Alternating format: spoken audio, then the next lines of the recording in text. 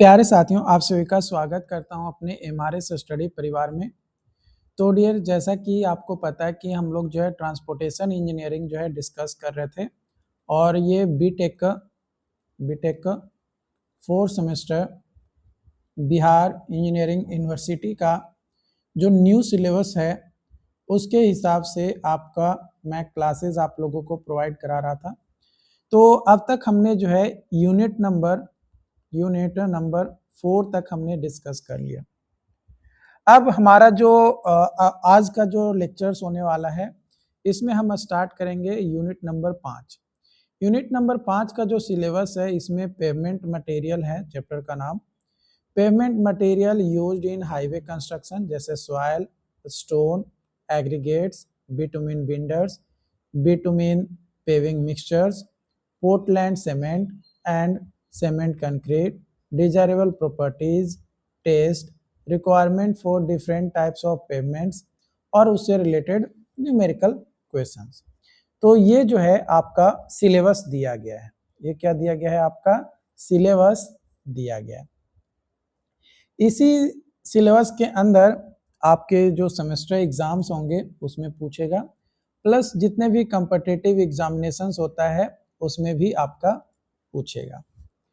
तो हम लोग जो है यहाँ पे डिस्कस करते हैं। सबसे पहले हम स्टार्ट करेंगे यहाँ पे पेवमेंट मटेरियल के बारे में।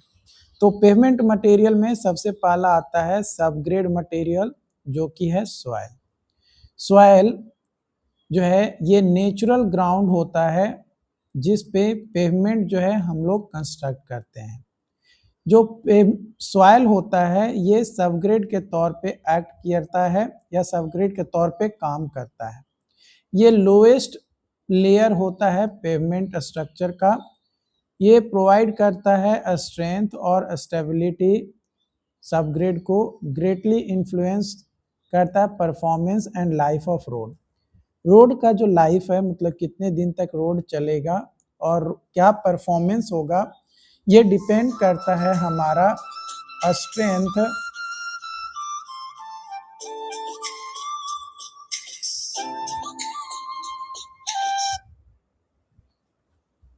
ये डिपेंड करता है हमारा किसके ऊपर?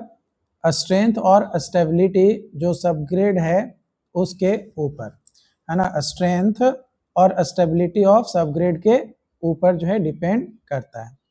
Functions of subgrade soil. Subgrade soil का अगर हम फंक्शन के बारे में बात करें, है ना, सबग्रेड का फंक्शंस के बारे में अगर हम बात करें तो फंक्शन है हमारा सबसे पहले सपोर्ट्स पेवमेंट लेयर, सपोर्ट करता है पेवमेंट लेयर को। दूसरा, ट्रैफिक का जो लोड है उसको डिस्ट्रीब्यूट करता है। तीसरा, जो पेवमेंट का थिकनेस है उसको इन्फ्लुएंस करता है।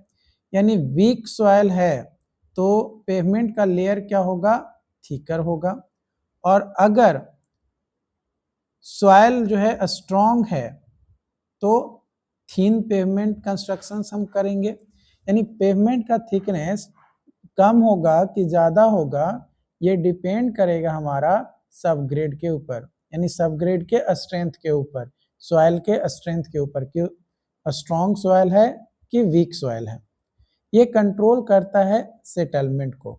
ये किसको कंट्रोल करता है? सेटलमेंट को कंट्रोल करता है। किसको कंट्रोल करता है? सेटलमेंट को। अगर प्रॉपरली कॉम्पैक्ट किया गया सॉइल है, प्रॉपरली कॉम्पैक्ट किया गया सॉइल है तो अनइवन सेटलमेंट को कम कर सकते हैं और पेवमेंट जो फेल्यूर है उसको प्रिवेंट किया जा सकता है। पेवमेंट फेल्यूर को क्या किया जा सकता है? प्रिवेंट किया जा सकता है। Desirable property of subgrade soil. Subgrade soil का अगर डिजायरेबल प्रॉपर्टीज देखें तो high strength, good drainage properties, low compressibility, stability under moisture change and durability होना चाहिए। इंपॉर्टेंट टेस्ट जो हम सबग्रेड सॉइल के ऊपर करते हैं, तो सबसे पहला टेस्ट होता है कैलिफोर्निया बियरिंग रेशियो, यानी CBR test. California bearing ratio CBR test. जो CBR टेस्ट है ये मोस्ट इंपॉर्टेंट टेस्ट होता है जो यूज किया जाता है हमारा डिजाइन ऑफ फ्लेक्सिबल पेवमेंट में, डिजाइन ऑफ फ्लेक्सिबल पेवमेंट में। पर्पस देखें तो determine the strength of subgrade, subgrade के स्ट्रेंथ को डिटरमाइन करने के लिए, और पेवमेंट का क्या थिकनेस होगा उसको डिसाइड करने के लिए कैलिफोर्निया बियरिंग रेशियो टेस्ट हम करते हैं। इसका सिद्धांत होता है यानी प्रिंसिपल होता है कि स्टैंडर्ड प्लंजर पेनिट्रेट करता है सॉइल सैंपल के अंदर और रेजिस्टेंस जो है वो ऑफर किया जाता है बाई सॉइल, जो कि मेजर किया जाता है। फॉर्मूला अगर हम देखें तो CBR is equal to test load divided by standard load into 100। Standard load at 2.5 mm penetration पे हमारा 1370 kg और एट 5 mm पेनिट्रेशन पे 2055 kg। तो जो वैल्यू है CBR का और उसके हिसाब से सॉइल का स्ट्रेंथ, तो लेस देन 3 है तो वेरी पुअर, 3 से 5 है तो पुअर, 5 से 10 है तो फेयर, और 10 से 20 है तो गुड, और 20 से ज्यादा है अगर CBR वैल्यू परसेंटेज में 20% से ज्यादा तो एक्सीलेंट स्ट्रेंथ हमारा होगा। एग्जाम्पल के तौर पे अगर हम देखें तो test load at 2.5 mm penetration पे हमारा 68.5 kg, तो CBR इज इक्वल टू हो जाएगा 68.5 डिवाइडेड बाई 1370 इंटू 100 यानी 5% आ रहा है। 5% आ रहा है यानी पुअर स्ट्रेंथ हमारा है सॉइल का। Therefore soil is fair before bearing capacity, मतलब फेयर होना चाहिए, मतलब एक एक्सीलेंट अगर कैपेसिटी है bearing capacity then it is very fine. High CBR stronger soil, यानी हायर CBR वैल्यू मतलब कैलिफोर्निया बियरिंग रेशियो का जो वैल्यू है वो ज्यादा होगा तो पेवमेंट का जो थिकनेस है वो कम होगा, और अगर CBR का वैल्यू ज्यादा होगा तो पेवमेंट का थिकनेस जो है हमें ज्यादा रखना पड़ेगा, मतलब CBR का वैल्यू कम होगा तो पेवमेंट का थिकनेस ज्यादा रखना पड़ेगा। Atterberg limits test, Atterberg limit test, Atterberg limit जो है ये इंडिकेट करता है कंसिस्टेंसी और प्लास्टिसिटी कैरेक्टरिस्टिक्स को फाइन ग्रेन सॉइल का। लिक्विड लिमिट जो वाटर कंटेंट है at which soil changes from a plastic state to liquid state. Significance ये इंडिकेट करता है कंप्रेसिबिलिटी और हायर लिक्विड लिमिट को, इसका मतलब है कि हायर क्ले कंटेंट को। प्लास्टिसिटी लिमिट जो वाटर कंटेंट है at which soil changes from semi solid state to plastic state, यानी सेमी सॉलिड स्टेट से प्लास्टिक स्टेट में। प्लास्टिसिटी इंडेक्स जो डिफरेंस होता है between liquid limit and plastic limit वो कहलाता है प्लास्टिसिटी इंडेक्स। तो PI is equal to LL minus PL। Example के तौर पे मान कर चलो कि लिक्विड लिमिट 45% है, प्लास्टिक लिमिट हमारा 25% है, तो प्लास्टिसिटी इंडेक्स कितना हो जाएगा, 45 माइनस 25 यानी 20%।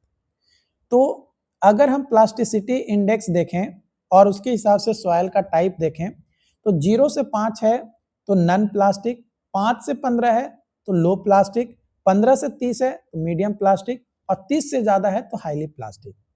इसका इंपॉर्टेंस क्या है, इससे हम पता करते हैं स्वेलिंग एंड श्रिंकेज कैरेक्टरिस्टिक्स को, सॉइल के क्लासिफिकेशंस में हेल्प करता है, और अगर प्लास्टिसिटी इंडेक्स किसी सॉइल का ज्यादा है तो वो अनसुटेबल होगा for pavement subgrade, pavement subgrade के लिए अनसुटेबल होगा, इसलिए हमें लेस प्लास्टिक सॉइल की जरूरत पड़ता है। फिर तीसरा है हमारा कॉम्पैक्शन टेस्ट। कॉम्पैक्शन टेस्ट, जो कॉम्पैक्शन टेस्ट है ये डिटरमाइन करता है relation between moisture content and dry density of soil को।